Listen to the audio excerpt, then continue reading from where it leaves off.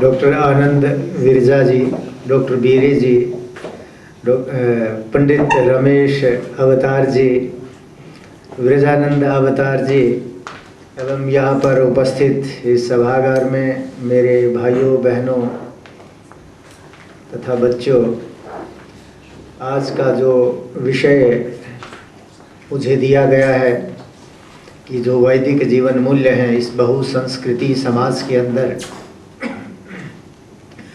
जहाँ पर अनेक धर्म हैं, अनेक भाषाएं हैं, अनेक प्रांत हैं, अनेक देशों के लोग रहते हैं, अनेक वेशभूषाएं हैं, ऐसी स्थिति में जो वैदिक जीवन मूल्य हैं और जो वैदिक सिद्धांत हैं उनकी रक्षा कैसे हो और उनको हम कैसे अपनाए रखें। एक समय था, पूरे विश्व के अंदर हम देखते थे कि धर्म का बड़ा नाम था। जो धर्म में कहा गया था उसका अंधाधुंध अनुकरण किया जाता था कि धर्म में ऐसा लिखा है तो उसको हम मान लेते हैं। हमारी पुस्तकों में, धार्मिक पुस्तकों में ये कहा गया है तो उसको मान लिया जाएगा। परंतु अब युग बदल गया है, जमाना बदल गया है। अब एक बहुत बड़ा धर्म इस दुनिया के अंदर उत्पन्न हो रहा है और जिसके समक्ष अन्य कोई धर्म टिक नहीं सकता है। उस धर्म के समक्ष बड़े बड़े धर्मों को घुटने टेकने पड़े। किसी समय बाइबल ने जब कहा कि सूर्य पृथ्वी के चारों ओर घूमता है, लोग उसको मानते रहे। परंतु ये जो अभी आधुनिक धर्म जिसको हम विज्ञान कहते हैं, साइंस कहते हैं, कुछ दिनों तक धर्म में और विज्ञान में टक्कर होती रही और विज्ञान के लोग धर्म के दबाव में आकर के ये मानते रहे कि so far as religion is concerned, Bible is concerned, the sun moves around the earth, but so far as science is concerned, earth moves around the sun। कि जहाँ तक धर्म का संबंध है वहाँ तक तो सूर्य पृथ्वी के चारों ओर घूमता है, परंतु जहाँ विज्ञान का संबंध है वहाँ जो पृथ्वी है वो सूर्य के चारों ओर घूमती है। तो ये बड़ा संघर्ष था धर्म और विज्ञान के बीच। तो धीरे धीरे विज्ञान ने धर्म पर विजय प्राप्त कर ली और अब बाइबल में भी ये कहा जाएगा कि जो सूर्य है ना, पृथ्वी जो है वो सूर्य के चारों ओर घूमती है। जब आज हम धर्म के नाम पर, चाहे वैदिक धर्म हो, हम हिंदू धर्म की बात करें, किसी भी धर्म की बात करें, किसी रिलीजन की बात करें, उसके नाम पर कोई अगर स्टेटमेंट दी जाती है तो वो लोगों को स्वीकार्य नहीं हो सकती है। पुरानी पीढ़ी के लोग उसको स्वीकार कर सकते हैं, परंतु जो युवा और भावी वर्ग है, जो हमारी भावी पीढ़ियां हैं, जो युवा वर्ग है, वो उन सब बातों को स्वीकार करने वाला नहीं है। यदि किसी को कहा जाए कि वेद में ऐसा लिखा है इसलिए ये स्वीकार्य है, तो जो युवा पीढ़ी है वो उसको स्वीकार करने वाली नहीं है। तो ये जो विज्ञान है, जो साइंस है, एक सबसे बड़ा धर्म है। क्यों साइंस सबसे बड़ा धर्म है? धर्मों के नाम पर विश्व के अंदर कोई बहुत प्रगति नहीं हुई, परंतु जब विज्ञान आया तो विज्ञान के नाम पर बहुत प्रगति हुई। मानव चंद्रमा तक गया। इस सौर मंडल से बाहर भी जो सैटेलाइट्स थे मनुष्यों के, वो ब्रह्मांड को ढूंढते हुए ब्रह्मांड के अनेक रहस्यों को उन्होंने दिखाने का प्रयत्न किया। तो इतनी बड़ी दौड़ जो साइंस ने की, विज्ञान ने की, उसके समक्ष जो धर्म की घोषणाएं थी वो बहुत पंगु पड़ गई। तो आज यदि हमें अपने मूल्यों को बचाए रखना है, यदि किसी धर्म को बनाए रखना है, यदि किसी विचारधारा को बनाए रखना है, तो उस विचारधारा को विज्ञान की सम्मत सिद्ध करना होगा। यदि हम यहाँ यज्ञ कर रहे हैं तो इस यज्ञ के पीछे क्या विज्ञान है? यदि हमने कोई कर्म कांड किया तो उस कर्म कांड के पीछे क्या विज्ञान है?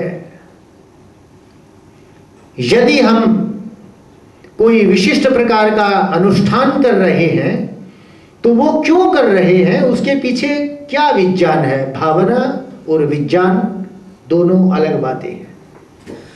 भावना एक अलग चीज है, संवेदना एक अलग चीज है। भावना में व्यक्ति अंधा भी रहता है और बहरा भी रहता है, परंतु जहां विज्ञान, जहां बुद्धि का प्रश्न उत्पन्न होता है, जहां रैशनैलिटी, जहां रीजन और इंटेलेक्चुअल डिस्कशन की बात है, वहां पर भावना को कोई स्थान नहीं दिया जा सकता। पहले जो धर्म था, जो रिलीजन था, वो भावना से गाइड होता था। लोग भावनात्मक दृष्टि से धर्म का अनुसरण करते थे, परंतु जब आज विज्ञान है, बुद्धि का प्रयोग हो रहा है, तो भावना को वहां महत्व नहीं दिया जा सकता है। तो उस दृष्टि से वो मूल्य, वो सिद्धांत वही चिरस्थायी रह सकते हैं जो विज्ञान सम्मत है। और विज्ञान सम्मत होने के साथ साथ एक और महत्वपूर्ण बात यह है कि जो प्रासंगिक है, जो आज रेलेवेंट है, जो बात 1000 साल पहले रेलेवेंट थी, प्रासंगिक थी, क्या वही बात आज भी प्रासंगिक है? यदि उसका प्रासंगिकता नहीं है, यदि उसकी रेलेवेंसी नहीं है, तो उसका कोई महत्व नहीं है। और जब ये धर्म का दौर चल रहा था 19वीं शताब्दी के मध्य, महर्षि दयानंद जब इस विश्व के रंगमंच पर आते, तो महर्षि दयानंद ने वही विशिष्ट बात कही। महर्षि दयानंद ने कहा कि जो वैदिक धर्म है वो विज्ञान सम्मत है। और जब धर्म की परिभाषा देते हैं, आर्य समाज के नियम में कहा हम सबको धर्मानुसार वर्तना चाहिए, वहां पर धर्म की परिभाषा दी कि सत्य और असत्य का विचार पूर्वक, धर्म की परिभाषा ही सत्य और असत्य का विचार है। तो महर्षि दयानंद जब आए तो जो विलुप्त वैदिक धर्म था उसकी संस्थापना वो करते हैं, वो सत्य पर आधारित करते हैं, और जो सत्य है वो विज्ञान का मूल है। तो सबसे पहले महर्षि दयानंद इस विश्व के विज्ञान को, उस समय विज्ञान इतनी प्रगति नहीं कर पा रहा था, उस समय विज्ञान इतना उन्नत नहीं था। यदि हम कोई कहे कि विज्ञान को देख करके महर्षि दयानंद ने कुछ घोषणाएं की, कुछ उद्घोषणाएं की, उस समय इतना विज्ञान उन्नत नहीं था, न कोई हवाई जहाज चलते थे। महर्षि दयानंद ने विमान की बात कही, बृहद विमान शास्त्र पुस्तक को उन्होंने देखा और कहा कि प्राचीन काल में विमान होती थी, प्राचीन काल में इस प्रकार की विद्याएं थी। जब हम वेद का अध्ययन करते हैं, बार बार विद्युत का नाम आता है। जो अग्नि है, महर्षि दयानंद लिखते हैं, इंद्र भी विद्युत है, अग्नि भी विद्युत का एक रूप हो सकता है। तो उसके ये जो विभिन्न प्रकार महर्षि दयानंद दिखा रहे थे, वो विज्ञान पर आधारित दिखा रहे थे। जो उनकी व्याख्याएं थी वो विज्ञान पर आधारित थी। और धार्मिक संप्रदायों में, दुनिया के धार्मिक संप्रदायों में महर्षि दयानंद एक ऐसे व्यक्ति थे जिन्होंने धर्म को विज्ञान से बांधा, और जो बातें विज्ञान सम्मत नहीं थी उनको अंधविश्वास कहा, और उनको कहा कि उनको छोड़ देना चाहिए। और इतना बड़ा सत्य की खोज का राही मुझे नहीं लग सकता कि दुनिया के अंदर कोई पैदा हो सकता है इस समय भी। हम महर्षि दयानंद के जीवन से देखते हैं, वो जब सत्य की खोज में चलते हैं, तो जब शैवाइट्स लोगों के पास पहुंचते हैं, शिव धर्म को मानने वाले जो शैव लोग हैं उनके पास पहुंचते हैं, तो शिव की उपासना करते हैं। वैष्णवों के पास जाते हैं तो वैष्णव बन जाते हैं, परंतु धीरे धीरे ये सबको छोड़ते रहे, और अंत में जब वेद की तरफ आए तब वो स्थिर हुए। किसी ने प्रश्न किया महर्षि दयानंद से कि स्वामी जी महाराज आप ये क्या कर रहे हैं? कल आप शैव धर्म की स्तुति कर रहे थे, आज आप वैष्णव धर्म का गान कर रहे हैं। कल आप वेदांतियों की बात कर रहे थे, आज आप वैदिक धर्म की बात कर रहे हैं। महर्षि दयानंद का उत्तर था, ये सत्य की खोज की बात है, मैं किसी धर्म से जुड़ा हुआ नहीं हूं। जैसे भीष्म पितामह हस्तिनापुर के राज सिंहासन से बंधे हुए थे, चाहे वहां कुरीतियां पैदा हो रही थी, चाहे वहां जुल्म हो रहा था, चाहे वहां अन्याय की पृष्ठभूमि बन रही थी, ऐसे महर्षि दयानंद किसी धर्म के सिंहासन से बंधे हुए नहीं थे। उन्होंने कहा मैं सत्य की खोज में हूं और जहां मुझे सत्य की प्राप्ति होगी, जहां मुझे सत्य दिखाई देगा, मैं उसके साथ बंधा हुआ हूं। मैं सत्य से जुड़ा हुआ हूं, मैं किसी संप्रदाय विशेष से जुड़ा हुआ नहीं हूं। तो यही भावना, यदि वैदिक मूल्यों को हमें बनाए रखना है, यदि वैदिक मूल्यों का हमें प्रचार करना है, यदि वैदिक मूल्यों की संस्थापना हमें इस विश्व के अंदर करनी है, तो हमें सत्य के साथ जुड़ना होगा और सत्य की दृष्टि से, विज्ञान की दृष्टि से उन वैदिक मूल्यों को विश्व के समक्ष रखना होगा। वैदिक मूल्यों की रक्षा कैसे हो, एक बहुत बड़ा प्रश्न है। कैसे रक्षा हो सकती है? दो प्रकार के रक्षा के साधन हो सकते हैं। एक तो रक्षा हो, हथियारों का प्रयोग हो, युद्ध हो, सेनाएं भेजी जाए और वैदिक मूल्यों को किलाबंदी कर दी जाए, किसी किले के अंदर रख दिया जाए वेद को, और हम कहें नहीं इस वेद की हम रक्षा करेंगे, इस वेद को यहां से कोई उठा करके नहीं ले जा सकता। उस प्रकार से रक्षा हो सकती है युद्ध की घोषणा से, जिस प्रकार से आज अन्य संप्रदाय के लोग युद्ध की घोषणाएं करते हैं अपने मूल्यों की रक्षा के लिए। परंतु जब मूल्यों की रक्षा या मूल्यों का प्रचार युद्ध की घोषणा से नहीं होता। भारतवर्ष में 1000 वर्ष तक युद्ध होता रहा। भारतवर्ष के इतिहास को हम देखते हैं, इतिहास साक्षी है। 1000 वर्षों के इतिहास के अंतराल में बहुत युद्ध हुए और इन जीवन मूल्यों को समाप्त करने का प्रयत्न किया गया, युद्ध के बल पर, ताकत के बल पर, शारीरिक शक्ति के बल पर, हथियारों के बल पर। परंतु कभी भी जीवन मूल्य भारत की भूमि से विनष्ट नहीं हुए। वो जीवन मूल्य जो इकबाल का, वो कल किसी ने जो कविता पढ़ी थी, मिस्र रोमा मिट गए जहां से बाकी है अस्तित्व हमारा, क्या वो मुझे इतना याद नहीं है। बात है कि कुछ हस्ती मिट सकती नहीं हमारी, दुश्मन रहा दोरे जमा हमारा। इस प्रकार से जो इकबाल की उक्ति है, दुश्मन कितना दोरे जमा रहा था, कितनी बार हम पर आक्रमण होते रहे, परंतु फिर भी ये जीवन मूल्य बने रहे। और केवल भारतवर्ष में ही नहीं, आज इस रसातल प्रदेश में, इस नीदरलैंड्स में, इस हॉलैंड के प्रदेश में भी वो जीवन मूल्य स्थायी है। यहाँ पर वो वैदिक धर्म का बिगुल बज रहा है, जो वैदिक प्रचम है वो लहरा रहा है।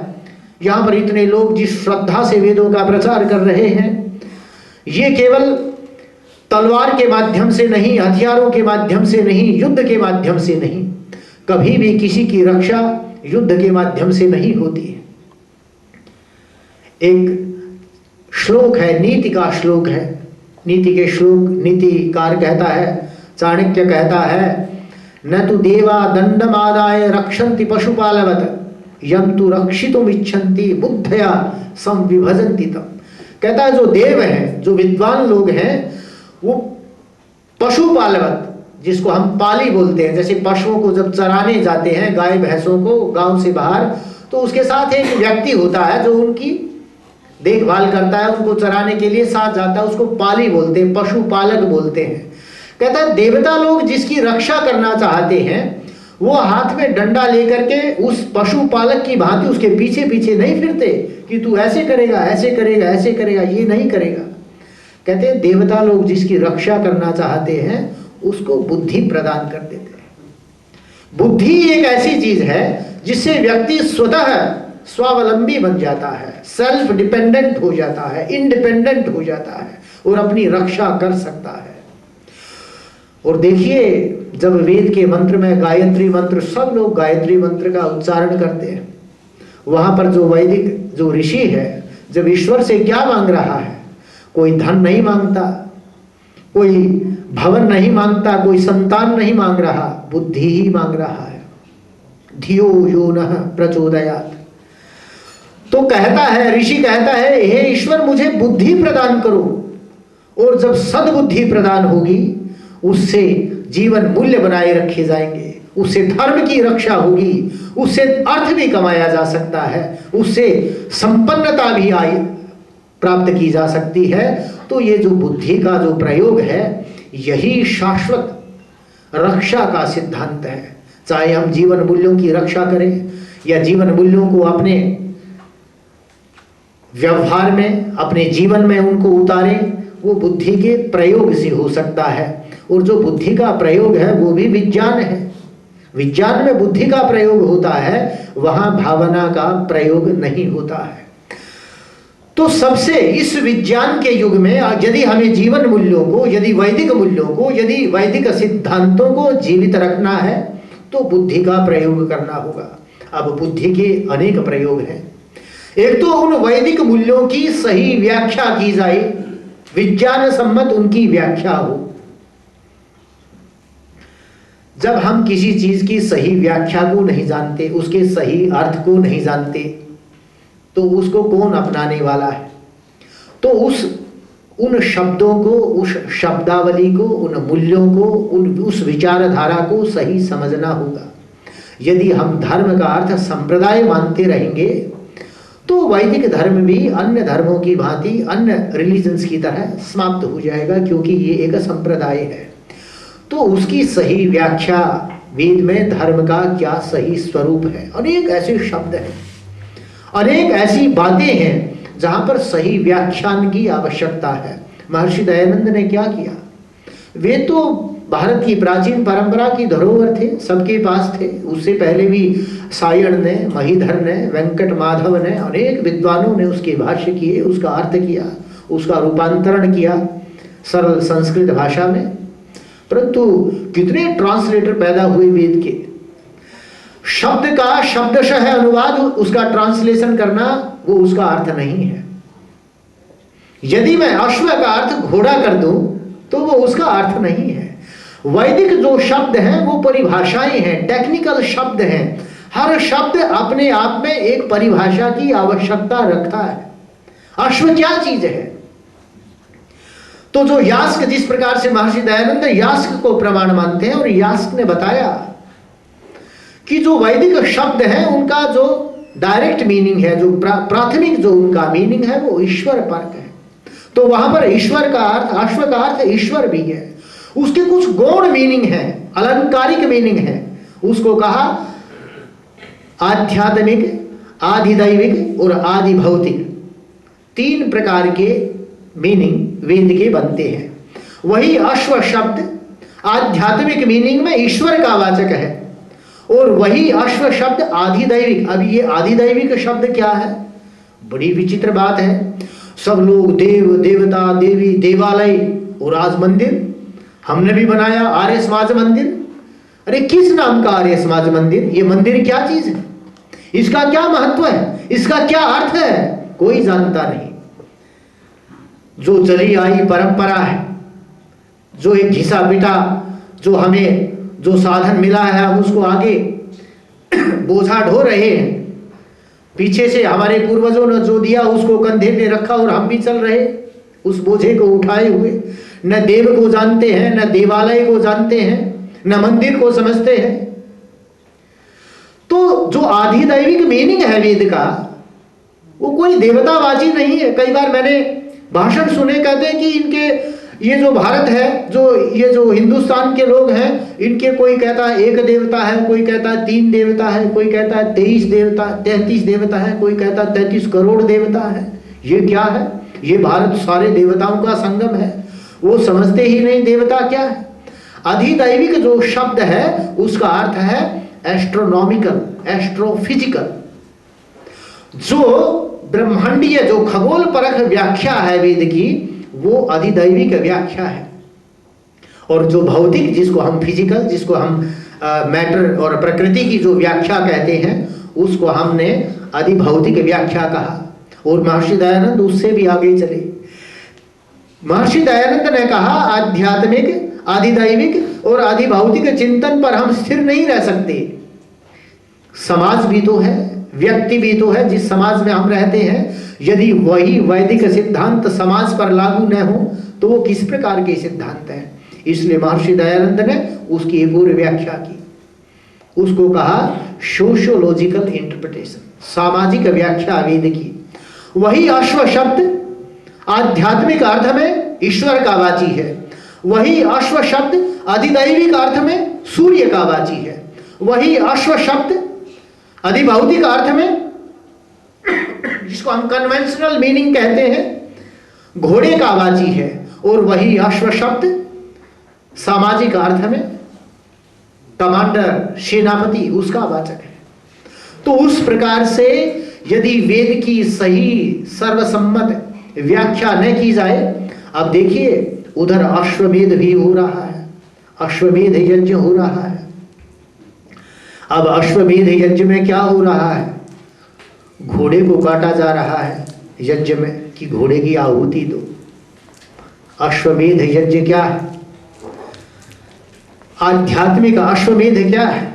अधिदैविक अश्वमेध क्या है? अधिभौतिक अश्वमेध क्या हो सकता है? जब ये बात हम विश्व को समझा सकते हैं तो हमें डंडा लेकर के या हथियार लेकर के वेद की रक्षा की आवश्यकता नहीं है। वेद की स्वतः रक्षा होगी। सब लोग कहेंगे नहीं ये सिद्धांत श्रेष्ठ है, हम इसको अपनाएंगे। तो वो जो आध्यात्मिक अश्वमेध है, अधिदैविक अश्वमेध है, आदि भौतिक अश्वमेध है, वो क्या है? आधिदैविक अश्वमेध बड़ा स्पष्ट है। मेध शब्द का अर्थ ही पवित्रीकरण है, पवित्र करना। मेध्या वही आपः, ये जो सूर्य है, ये जो पानी है, ये सब पवित्र करने के माध्यम है। जो आप आचमन यहाँ करते हैं जल का, वो एक सिंबल है। जल भी पवित्र करने का माध्यम है। जब हम यज्ञ करते हैं तो उससे हम पवित्रीकरण कर रहे हैं। तो कहता है तो पहली प्रक्रिया जो आध्यात्मिक प्रक्रिया है पवित्रीकरण की, वह योग है। जब योगी समाधि लगाता है, ब्रह्मस्थ होता है, तो उसका सारा शरीर पवित्र होता है आध्यात्मिकता से। वह भी अश्वमेध है। जब ये सूर्य की किरणें पूरे ब्रह्मांड को पवित्र कर रही होती हैं, जब सूर्य प्रकाशित होता है तो वो पूरे ब्रह्मांड को पवित्र करता है। सारे कीट कीटाणु जो भी है वो समाप्त हो जाते हैं। तो ये अश्वमेध सूर्य के द्वारा हो रहा है। एक और अश्वमेध हो रहा है सोशियोलॉजिकल, सामाजिक क्षेत्र में भी